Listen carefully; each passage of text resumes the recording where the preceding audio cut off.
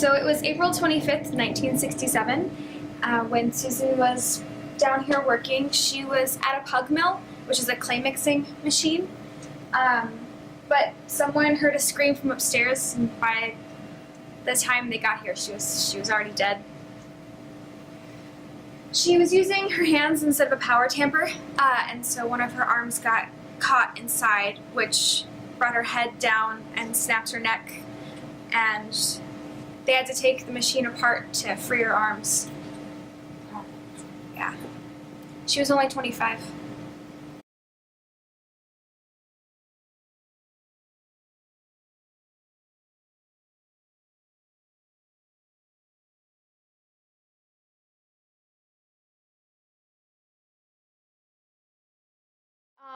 There are a lot of rumors about her death, actually. Mm-hmm. I know one started that it was over fall break and that no one found her body for days.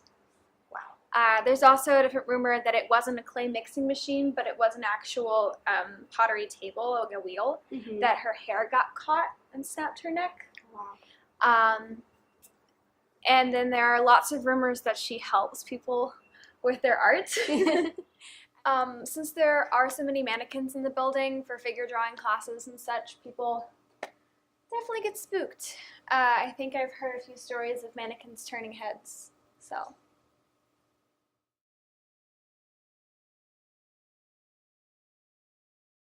And just outside the booth, behind instruments that were on at some level, so the light was in my eyes, I could see a distinct silhouette of a human being behind those instruments, kind of between two of them, so I could make out where their head was. Just a black silhouette. But there wasn't any reason for anyone to be out on this catwalk. So I went backstage and I picked up a headphone and I said, "Hey, who's out on the catwalk?" And the students in the booth who were on headphones said, "There's no one out on the catwalk." And I said, "Are you sure? I just saw someone out there." So I went back out on stage and there was no one there. And I guess there had never been anyone there, but it was distinctly the silhouette of a human figure out on that catwalk with their elbows kind of up and resting on some portion of it, but just a silhouette.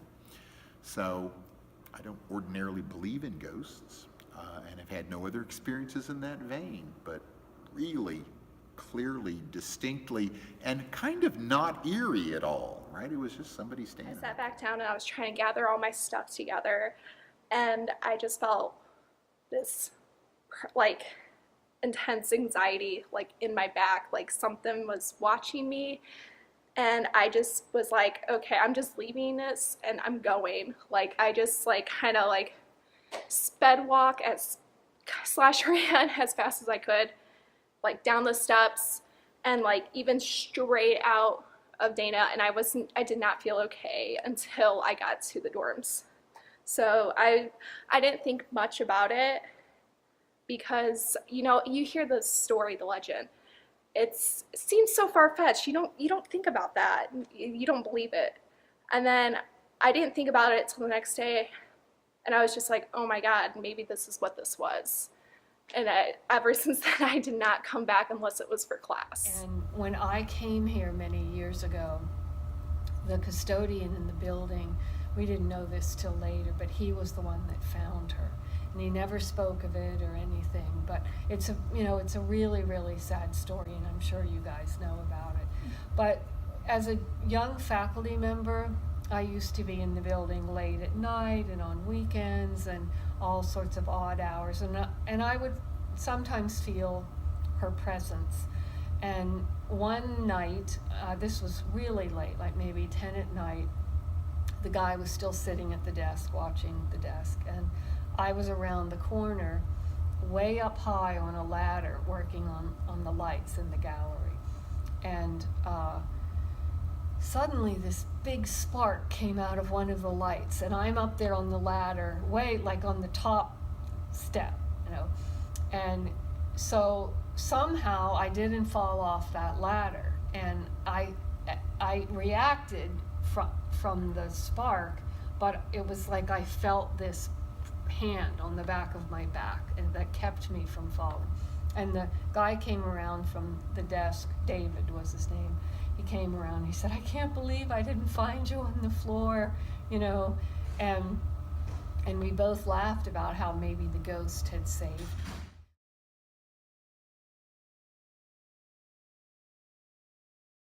Where are we right now?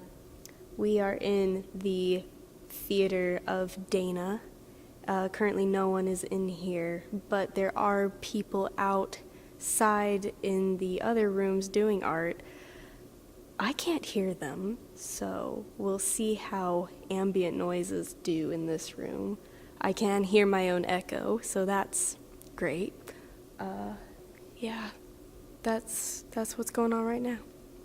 Oh, you know, I'm really glad to be in this. Oh, that's great. Oh, There are handprints on the wall. I really dig that vibe. That's a good aesthetic. Oh my god, this is. So how are you doing, Nana? You know, like not, like just low-key not having a great time, you know, just a little anxious. Like I know we might not get anything, but just the idea of it is kind of weird. It's just the more I've like found out about her life, the like more real this seems. So yeah, little clammy. As Anna stated, not having the best of feelings right now. I don't really know what it is about this room. Just not getting great vibes off of it. This isn't even where the incident happened, but definitely not having great vibes. We're gonna push on towards, I don't even know what room that is, but it's another room. I don't really want to walk through these doors.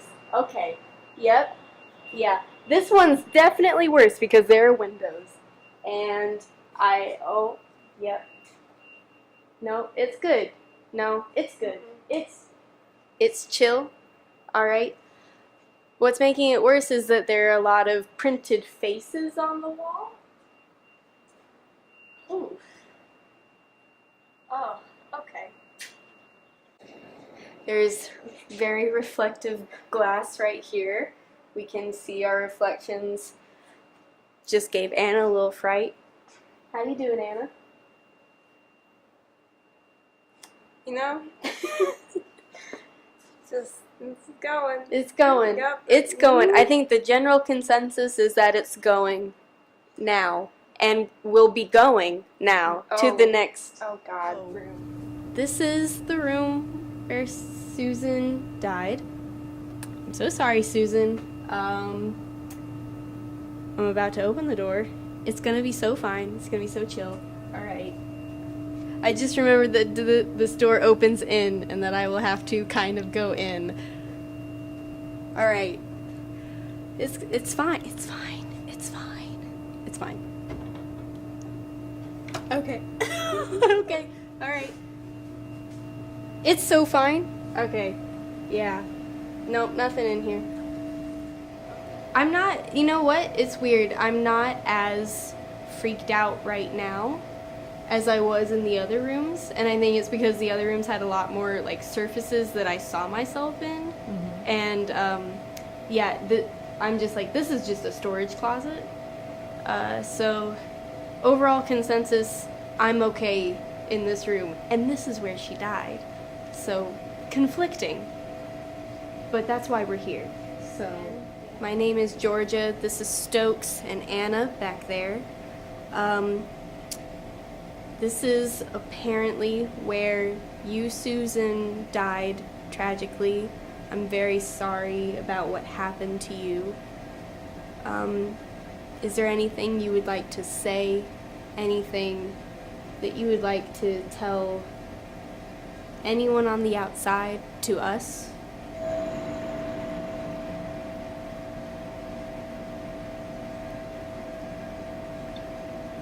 There are a lot of noises coming from this other door.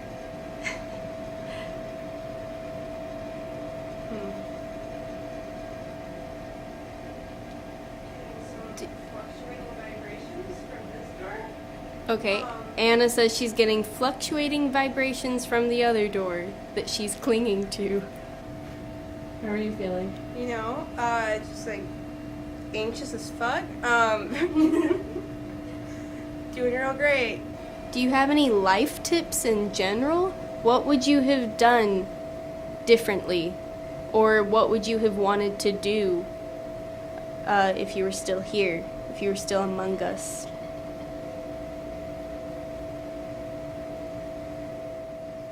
Do you come to this room often, or do you like to stay away from it?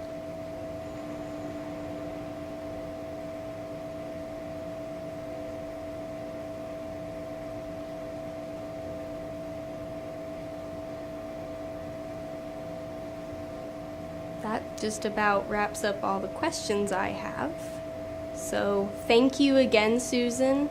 Have a wonderful rest of the evening. Once again, we will be here. So if you want to reach out at any point, do so. And thank you.